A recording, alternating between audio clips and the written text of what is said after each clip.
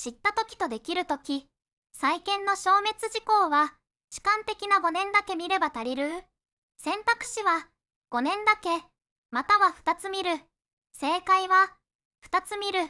理由は、権利行使できることを知ったときから5年、権利行使できるときから10年の両方を意識する。きっかけは、5年だけ、10年だけで処理しない。